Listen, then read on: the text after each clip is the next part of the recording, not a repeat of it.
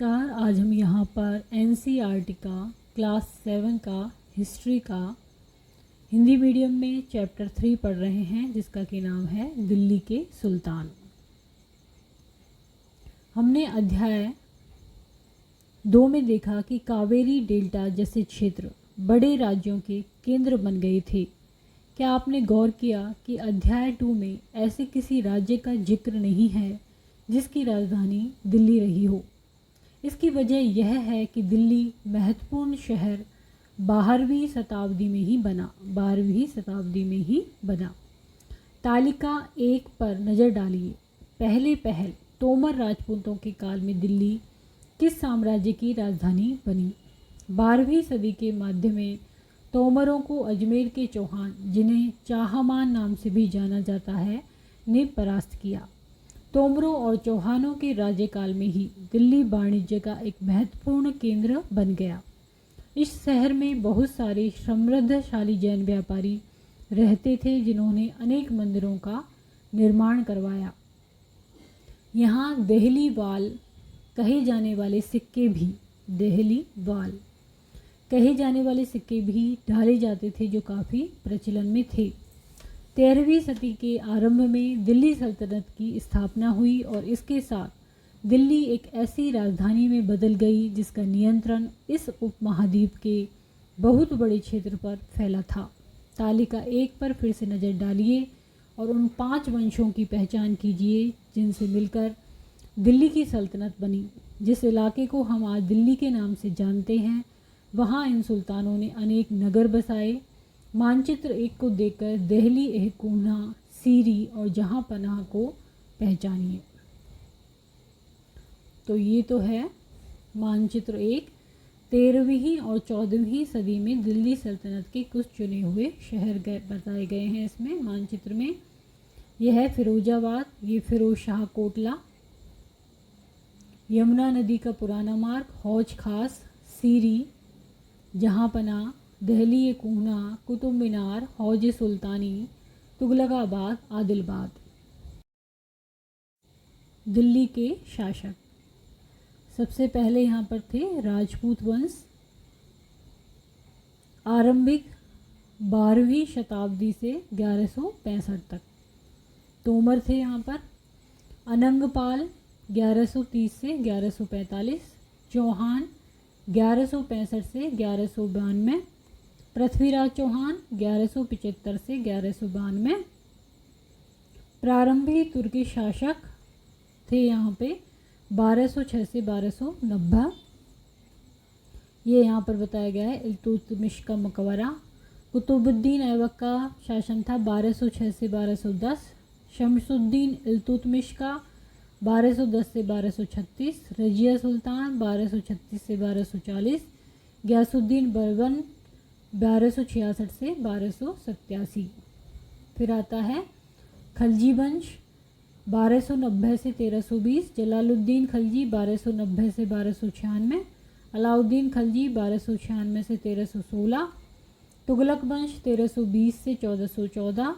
गयासुद्दीन तुगलक 1320 से 1314। मोहम्मद तुगलक 1324 से 1351। फिरोज शाह तुगलक 1351 से 1388। यह है अलाई दरवाज़ा। सैयद वंश 1414 से 1451। खिजर खान 1414 से 1421। लोधी वंश 1451 से 1526 और बहलो लोधी 1451 से 1489 पर। ये यहाँ पर बताया गया है फिरोज शाह तुगलक का मकबरा, दिल्ली के सुल्तान। ये यहाँ पर दिल्ली के सुल्तानों के बारे में जानकारी कैसे। हालांकि अभिलेख, सिक्कों और स्थापत्य, भवन निर्माण कला के माध्यम से काफ़ी सूचना मिलती है, मगर और भी महत्वपूर्ण वे इतिहास, तारीख, एकवचन, तवारीख, बहुवचन हैं जो सुल्तानों के शासनकाल में प्रशासन की भाषा फारसी में लिखे गए हैं। पांडुलिपि को तैयार करने के 4 चरण। पहला है कागज़ तैयार करना, फिर लेखन कार्य, यहाँ पर कागज़ तैयार हो रहा है, यहाँ पर लेखन कार्य, तीसरा है महत्वपूर्ण शब्दों और अनुच्छेदों की ओर ध्यान आकर्षित करने के लिए सोने को पिघलाकर उसका उपयोग करना और जिल्द तैयार करना। तवारीख के लेखक सचिव, प्रकाशक, कवि और दरबारियों जैसे सुशिक्षित व्यक्ति होते थे जो घटनाओं का वर्णन भी करते थे और शासकों को प्रशासन संबंधी सलाह भी देते थे। वे न्यायसंगत शासन के महत्व पर बल देते थे। न्याय चक्र। 13वीं सदी के इतिहासकार फ़क्र ए मुदब्बिर ने लिखा था, राजा का काम सैनिकों के बिना नहीं चल सकता। सैनिक वेतन के बिना नहीं जी सकते। वेतन आता है तो किसानों से एकत्रित किए गए राजस्व से, मगर किसान भी राजस्व तभी चुका सकेंगे जब वे खुशहाल और प्रसन्न हो। ऐसा तभी हो सकता है जब राजा न्याय और ईमानदार प्रशासन को बढ़ावा दे। ये कुछ और बातें ध्यान में रखें। तवारीख के लेखक नगरों में, विशेषकर दिल्ली में रहते थे, गांव में शायद ही कभी रहते हों। दूसरा, वे अक्सर अपने इतिहास सुल्तानों के लिए उनसे ढेर सारे इनाम इकराम पाने की आशा में लिखा करते थे। तीसरा, ये लेखक अक्सर शासकों को जन्म सिद्ध अधिकार और लिंग भेद पर आधारित आदर्श समाज व्यवस्था बनाए रखने की सलाह देते थे। उनके विचारों से सारे लोग सहमत नहीं होते थे। जन्म सिद्ध अधिकार, जन्म के आधार पर विशेषाधिकार का दावा। उदाहरण के लिए लोग मानते थे कि कुलीन व्यक्तियों को कुछ खास परिवारों में जन्म लेने के कारण शासन करने का अधिकार विरासत में मिलता है। लिंग भेद। स्त्रियों तथा पुरुषों के बीच सामाजिक तथा शरीर रचना संबंधी अंतर। आमतौर पर यह तर्क दिया जाता है कि ऐसे अंतर के कारण पुरुष स्त्रियों की तुलना में श्रेष्ठ होते हैं। सन 1236 में सुल्तान इल्तुतमिश की बेटी रजिया सिंहासन पर बैठी। उस युग के इतिहासकार मिन्हाज-ए-सिराज ने स्वीकार किया कि वह अपने सभी भाइयों से अधिक योग्य और सक्षम थी, लेकिन फिर भी वह एक रानी को शासक के रूप में मान्यता नहीं दे पा रहा था। दरबारी जन भी उसके स्वतंत्र रूप से शासन करने की कोशिशों से प्रसन्न नहीं थे। सन 1240 में उसे सिंहासन से हटा दिया गया। रजिया के बारे में मिन्हाज-ए-सिराज के विचार।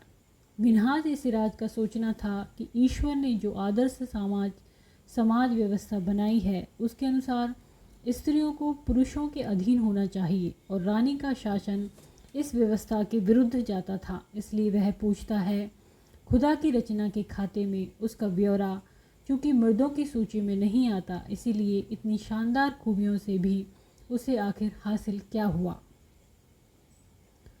रजिया ने अपने अभिलेखों और सिक्कों पर अंकित करवाया कि वह सुल्तान इल्तुतमिश की बेटी थी। आधुनिक आंध्र प्रदेश के वारंगल क्षेत्र में किसी समय काकतीय वंश का राज्य था। उस वंश की रानी रुद्रम्मा देवी 1262 से 1289 के व्यवहार से रजिया का व्यवहार बिल्कुल विपरीत था। रुद्रम्मा देवी ने अपने अभिलेखों में अपना नाम पुरुषों जैसा लिखवाकर अपने पुरुष होने का भ्रम पैदा किया था। एक और महिला शासक थी कश्मीर की रानी दिद्दा 980 से 1003। उनका नाम दीदी, बड़ी बहन से निकला है। जाहिर है प्रजा ने अपनी प्रिय रानी को यह स्नेह भरा संबोधन दिया होगा।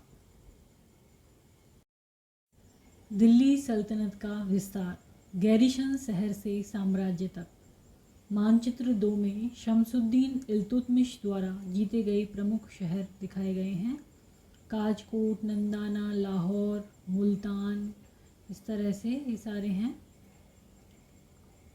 13वीं शताब्दी के आरंभिक वर्षों में दिल्ली के सुल्तानों का शासन गैरीसनों, रक्षक सैनिकों की टुकड़ियों, गैरीसनों मतलब रक्षक सैनिकों की टुकड़ियों के निवास के लिए बने मजबूत किलेबंद शहरों से परे शायद ही कभी फैला हो। शहरों से संबंध लेकिन उनसे दूर भीतरी प्रदेशों पर उनका नियंत्रण न के बराबर था और इसलिए उन्हें आवश्यक सामग्री, रसद आदि के लिए व्यापार, कर या लूटमार पर ही निर्भर रहना पड़ता था। भीतरी प्रदेश से मतलब है किसी शहर या बंदरगाह के आसपास के इलाके जो उस शहर के लिए वस्तुओं और सेवाओं की पूर्ति करें।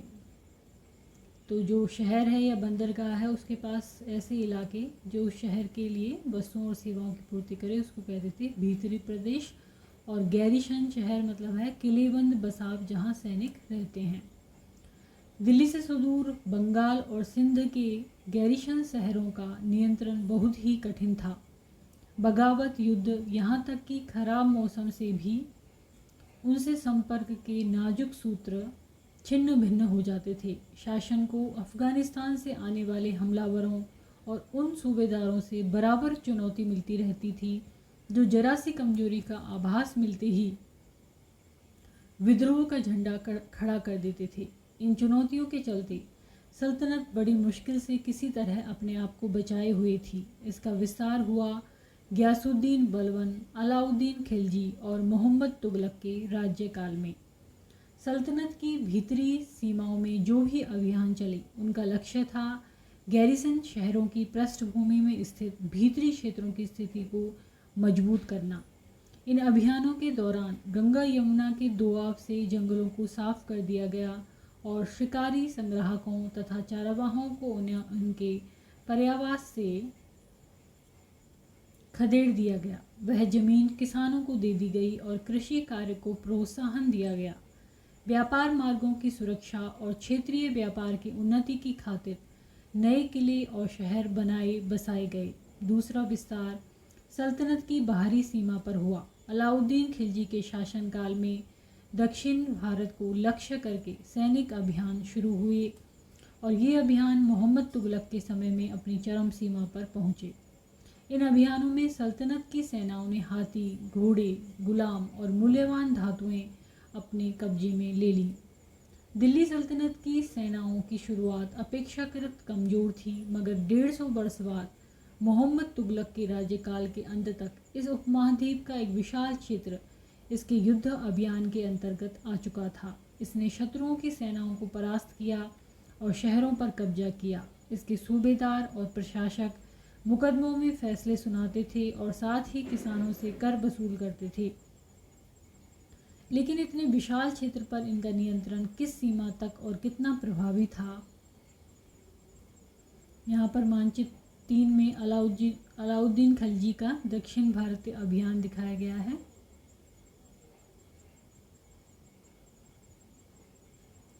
चित्र 2 में 12वीं सदी के आखिरी दशक में बनी कुब्बत अल इस्लाम मस्जिद तथा उसकी मीनारें हैं। यहाँ पर यह जामा मस्जिद दिल्ली के सुल्तानों द्वारा बनाए गए सबसे पहले शहर में स्थित है।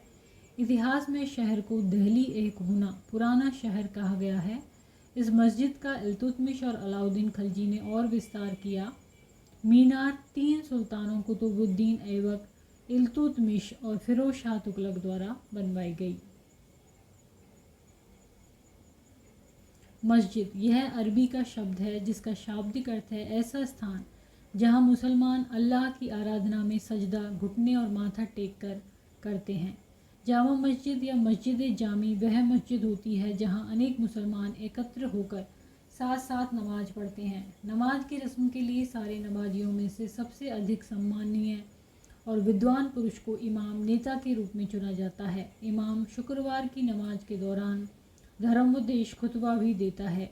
नमाज के दौरान मुसलमान मक्का की तरफ मुंह करके खड़े होते हैं। भारत में मक्का पश्चिम की ओर पड़ता है। मक्का की ओर की दिशा को किबला कहा जाता है। चित्र 3 बेगमपुरी मस्जिद यह मोहम्मद तुगलक के राज्यकाल में दिल्ली में उसकी नई राजधानी जहांपना विश्व की शरण स्थली के मुख्य मस्जिद के तौर पर बनाई गई थी। ये जो मस्जिद दिखाई गई है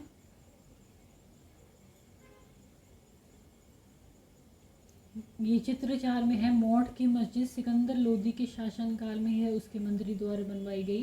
दिल्ली के सुल्तानों ने सारे उपमहाद्वीप के अनेक शहरों में मस्जिदें बनवाई। इससे उनके मुसलमान और इस्लाम के रक्षक होने को दावे को बल मिलता था। समान आचार संहिता और आस्था का पालन करने वाले श्रद्धालुओं के परस्पर एक समुदाय से जुड़े होने का बोध उत्पन्न करने में मस्जिदें सहायक थी। एक समुदाय का अंग होने के बोध को प्रबल करना जरूरी था, क्योंकि मुसलमान अनेक भिन्न भिन्न प्रकार की पृष्ठभूमियों से आते थे। चित्र 5 है जमाली कमाली की मस्जिद, 1520 के दशक के आखिरी दिनों में निर्मित।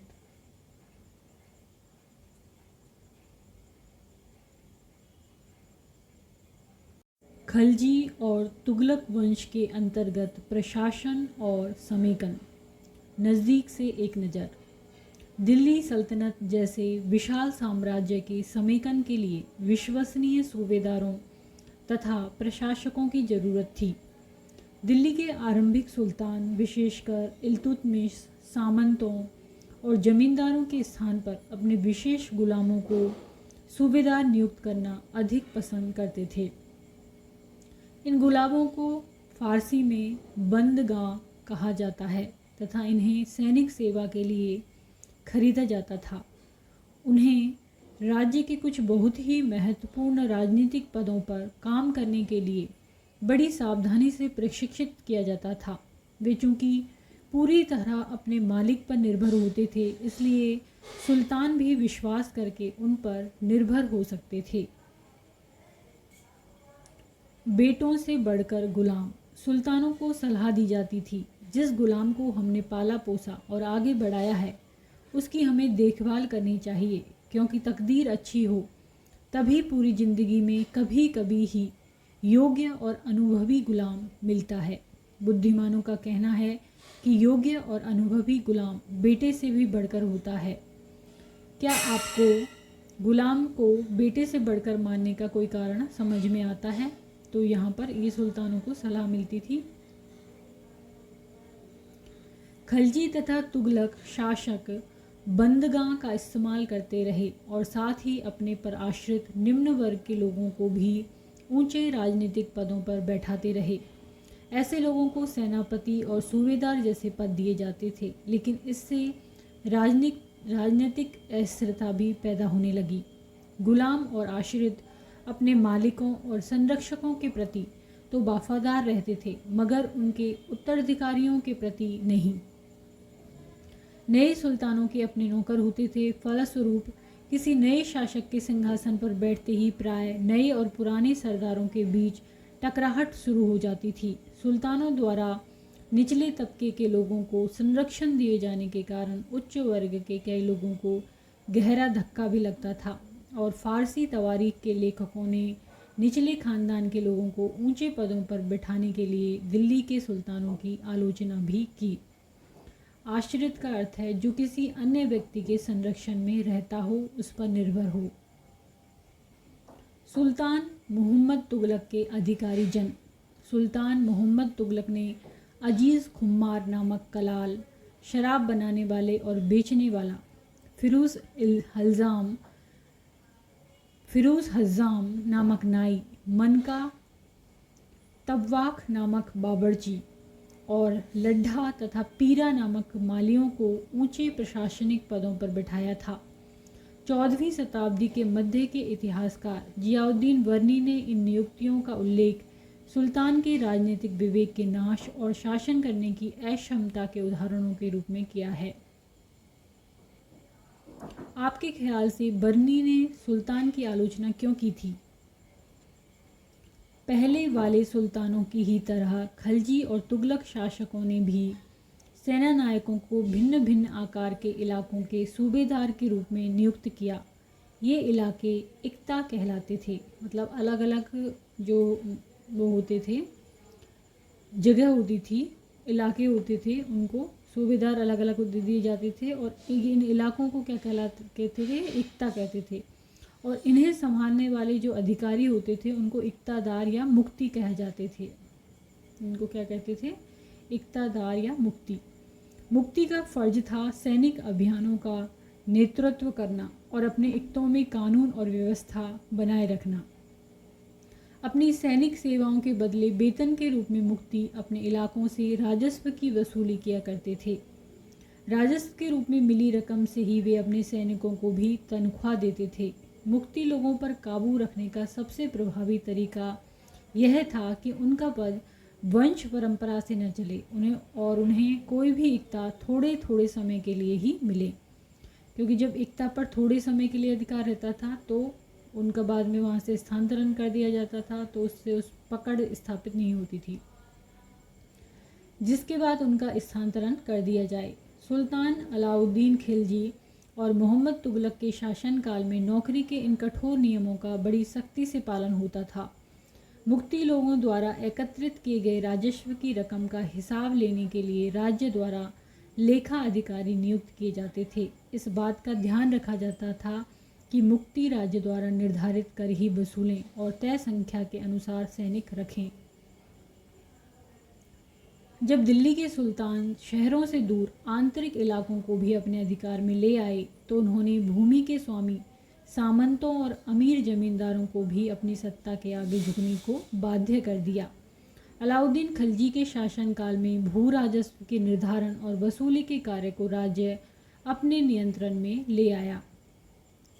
तो राज्य ने ये सारा काम अपने नियंत्रण में ले लिया। एक तो भू राजस्व का निर्धारण और वसूली, स्थानीय सामंतों से कर लगाने का अधिकार छीन लिया गया, बल्कि स्वयं उन्हें भी कर चुकाने को बाध्य किया गया। सुल्तान के प्रशासकों ने जमीन की पैमाइश की और इसका हिसाब बड़ी सावधानी से रखा। कुछ पुराने सामंत और जमींदार राजस्व के निर्धारण और वसूली अधिकारी के रूप में सल्तनत की नौकरी करने लगे।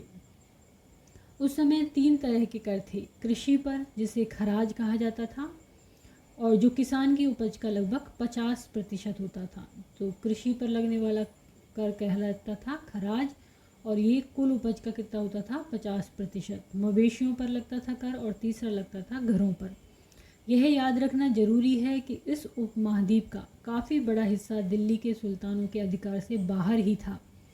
दिल्ली से बंगाल जैसे सुदूर प्रांतों का नियंत्रण कठिन था, और दक्षिण भारत की विजय के तुरंत बाद ही वह पूरा क्षेत्र फिर से स्वतंत्र हो गया था। यहाँ तक कि गंगा के मैदानी इलाकों में भी घने जंगलों वाले ऐसे क्षेत्र थे जिनमें बैठने में सुल्तान की सेनाएं अक्षम थी।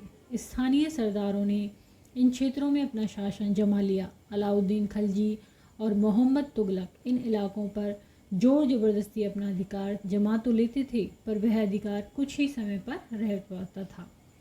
सरदार और उनकी किलेबंदी।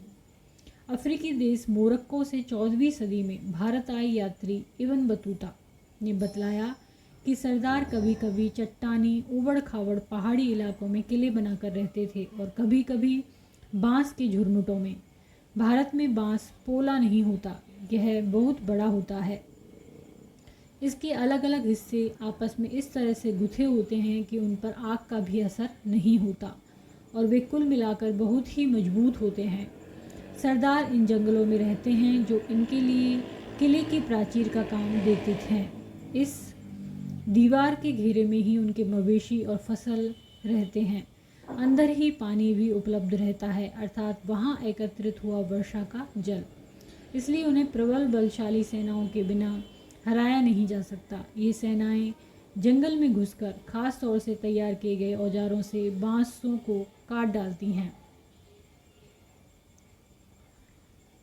चंगेज़ खां के नेतृत्व में मंगोलों ने 1219 में उत्तर पूर्वी ईरान में ट्रांस ऑक्सियाना, आधुनिक उज्बेकिस्तान पर हमला किया, और इसके शीघ्र बाद ही दिल्ली की सल्तनत को उनका धावा झेलना पड़ा। अलाउद्दीन खिलजी और मोहम्मद तुगलक के शासनकालों के आरंभ में दिल्ली पर मंगोलों के धावे बढ़ गए। इससे मजबूर होकर दोनों ही सुल्तानों को एक विशाल स्थानीय सेना खड़ी करनी पड़ी। इतनी विशाल सेना को संभालना प्रशासन के लिए भारी चुनौती थी। आइए देखें कि दोनों सुल्तानों ने इस चुनौती का सामना कैसे किया। अलाउद्दीन खिलजी, मोहम्मद तुगलक। अलाउद्दीन खिलजी, मोहम्मद तुगलक। दिल्ली पर 2 बार हमले हुए मंगोलों के, 1299 1300 में और 1302 1303 में। इनका सामना करने के लिए अलाउद्दीन खिलजी ने एक विशाल स्थानीय सेना खड़ी की। उधर मोहम्मद तुगलक के शासन के प्रारंभिक वर्षों में सल्तनत पर हमला हुआ। मंगोल सेना परास्त हो गई। मोहम्मद तुगलक को अपनी सेना की शक्ति और अपने संसाधनों पर इतना विश्वास था कि उसने ट्रांस ऑक्सिसियाना पर आक्रमण की योजना बना ली। एक स्थायी सेना तैयार करना उसका आक्रामक कदम था। अगला, अलाउद्दीन खलजी ने अपने सैनिकों के लिए सीरी नामक एक नया गैरिशन शहर बनाया। मोहम्मद तुगलक ने नया गैरिशन शहर बनाने के स्थान पर दिल्ली के 4 शहरों में से सबसे पुराने शहर दहली कोहना को निवासियों से खाली करवा कर वहाँ सैनिक छावनी बना दी गई। पुराने शहर के निवासियों को दक्षिण में बनी नई राजधानी दौलताबाद भेज दिया गया। अलाउद्दीन खलजी ने सैनिकों के पेट भरने की समस्या को गंगा यमुना के बीच की भूमि से कर के रूप में खेती की पैदावार इकट्ठी करके हल किया। किसानों की पैदावार का 50% हिस्सा कर के तौर पर तय कर दिया गया, जबकि मोहम्मद तुगलक ने सेना को खिलाने के लिए उसी इलाके से खाद्यान्न इकट्ठा किया। लेकिन सैनिकों की विशाल संख्या की ज़रूरत पूरी करने के लिए सुल्तान ने अतिरिक्त कर भी लगाए। इसी दौरान उस क्षेत्र में अकाल भी पड़ा। अलाउद्दीन खलजी, सैनिकों का वेतन भी देना होता था। अलाउद्दीन ने सैनिकों को एकता के स्थान पर नगद वेतन देना तय किया। सैनिक अपना आवश्यक सामान दिल्ली के व्यापारियों से खरीदते थे और यह आशंका थी कि व्यापारी अपनी चीज़ों की कीमतें बढ़ा देंगे। इसे रोकने के लिए अलाउद्दीन ने दिल्ली में चीज़ों की कीमतों पर नियंत्रण लागू कर दिया। अफसर बड़ी सावधानी से कीमतों का सर्वेक्षण करते थे और जो व्यापारी निश्चित दरों का उल्लंघन करते थे उन्हें सज़ा मिलती थी। जबकि मोहम्मद तुगलक भी अपने सैनिकों को नगद वेतन देता था, लेकिन कीमतों पर नियंत्रण करने की जगह उसने कुछ कुछ आज की कागजी मुद्रा की तरह टोकन सांकेतिक मुद्रा चलाई थी। ये सिक्के धातु के बने होते थे, लेकिन सोने चांदी के न होकर सस्ती धातु के। 14वीं सदी के लोगों को इस मुद्रा पर भरोसा नहीं था। वे बड़े चतुर थे। अपने सोने चांदी के सिक्के वे बचा कर रख लेते थे और अपने तमाम कर इस टोकन मुद्रा से ही चुकाते थे। इस सस्ती मुद्रा जैसे जाली सिक्के भी बड़ी आसानी से बनाए जा सकते थे। अलाउद्दीन के प्रशासनिक कदम काफ़ी सफल रहे और इतिहासकारों ने कीमतों में कमी और बाजार में वस्तुओं की कुशलता से आपूर्ति के लिए उसके शासनकाल को बहुत ही प्रशंसा की। मंगोल आक्रमणों के खतरे का भी उसने सफलतापूर्वक सामना किया। जबकि मोहम्मद तुगलक द्वारा उठाए गए प्रशासनिक कदम बेहद असफल रहे। कश्मीर पर उसका आक्रमण पूरी तरह विफल रहा। तब उसने तूरान पर हमला करने का इरादा छोड़ दिया और अपनी विशाल सेना को भंग कर दिया।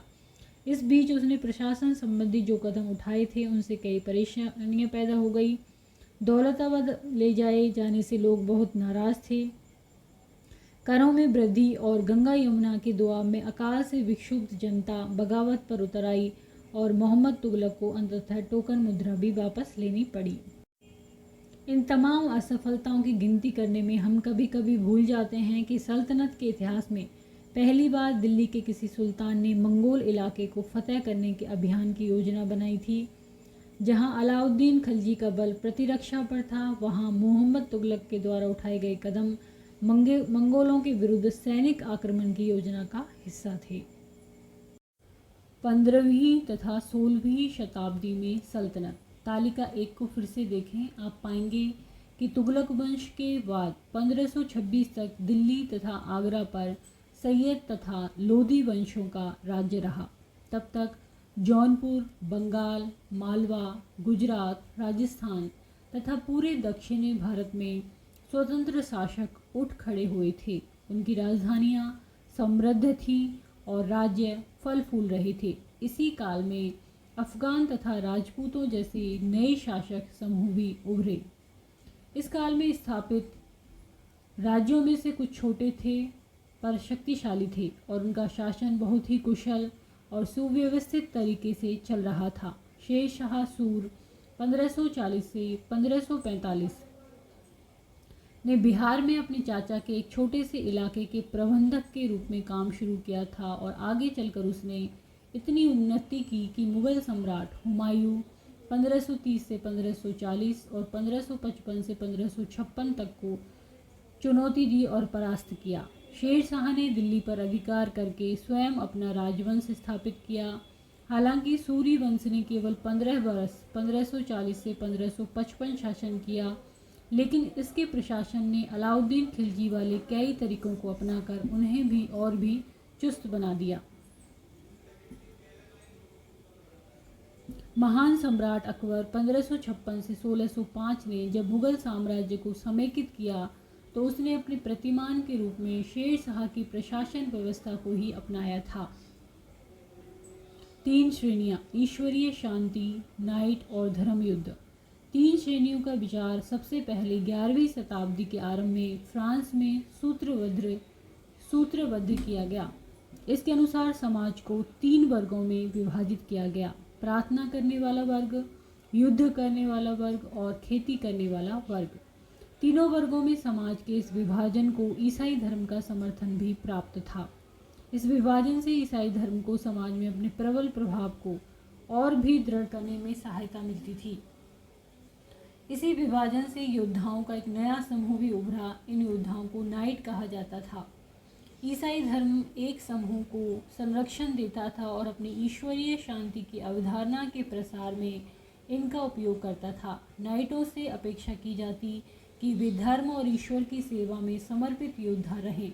कोशिश यह रहती थी कि इन योद्धाओं को आपसी लड़ाई भिड़ाई से विमुख करके उन मुसलमानों के विरुद्ध युद्ध करने भेज दिया जाए जिन्होंने यरूशलेम शहर पर कब्जा कर रखा था। इस प्रयत्न के परिणाम स्वरूप सैनिक अभियानों की एक श्रृंखला चली जिसे क्रूसेड धर्म युद्ध कहा गया। ईश्वर तथा धर्म की सेवा में किए गए इन अभियानों ने नाइटों की हैसियत पूरी तरह बदल डाली। पहले इन नाइटों की गिनती कुलीनों में नहीं होती थी, मगर फ्रांस में 11वीं सदी के अंत तक और जर्मनी में उससे 1 सदी बाद इन योद्धाओं के दीनहीन अतीत को भुला दिया गया था। 12वीं सदी तक तो कुलीन वर्ग के लोग भी नाइट कहलाना चाहने लगे थे। तो आज हमने जाना दिल्ली के सुल्तान के बारे में। आज का हमारा चैप्टर था। यदि वीडियो आपको पसंद आता है तो इसको लाइक करें, चैनल को सब्सक्राइब करें, कमेंट करें और शेयर करें। धन्यवाद।